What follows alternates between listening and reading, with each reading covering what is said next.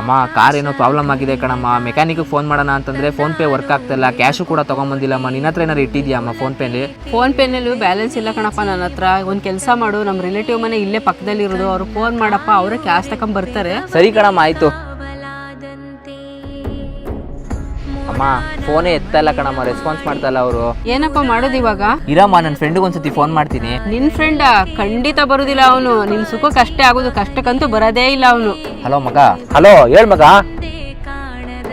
ಏನಾಯ್ತು ಮಗ? ನೋಡ್ದೇನಮ್ಮ, ಕಷ್ಟ ಅಂತ ಬಂದಾಗ ನಮ್ಮ ರಿಲೇಟಿವ್ಸ್ ಬರಲಿಲ್ಲ, ನನ್ನ ಫ್ರೆಂಡ್ ಬಂದ. ಇದು ನಮ್ಮಿಬ್ರು ಫ್ರೆಂಡ್ಶಿಪ್ ಅಂತಂದ್ರೆ. ಯಾಕೋ ಮಗ ಈ ತರ ಮಾತಾಡ್ತಾ ಇದೀಯಾ? ಸುಮ್ಮನೆ ಇರೋ. ಸಾರಿ ಕಣಪ್ಪ, ನಿನ್ನ ತುಂಬಾ ತಪ್ಪಾಗಿ ಅರ್ಥ ಮಾಡ್ಕೊಬಿಟ್ಟಿದ್ದೆ. ಎಷ್ಟೋ ಸಲ ನಿಂಗೆ ಹರ್ಟ್ ಆಗೋಂಗ್ ಬೇಜಾರು ಮಾಡ್ಬಿಟ್ಟಿದ್ದೀನಿ, ನನ್ನ ಕ್ಷಮಿಸ್ಬಿಡಪ್ಪ. ಪರವಾಗಿಲ್ಲ ಆಂಟಿ, ನೀವು ನಮ್ಮ ತಾಯಿ ತರ ನನ್ಗೇನ್ ಬೇಜಾರಾಗಿಲ್ಲ. ಅಮ್ಮ ಕಷ್ಟ ಅಂತ ಬಂದಾಗ ಫ್ರೆಂಡ್ಗಳೇ ಕಣಮ್ಮ ಆಗೋದು. ಇಂಥ ಚಿಂದಂತ ಫ್ರೆಂಡ್ನ ಪಡೆಯೋಕ್ಕೆ ನಾನು ಪುಣ್ಯ ಮಾಡಿದ್ದೆ ಕಣಮ್ಮ. ಕೈವನಂತೆ ಕಡುಕೋ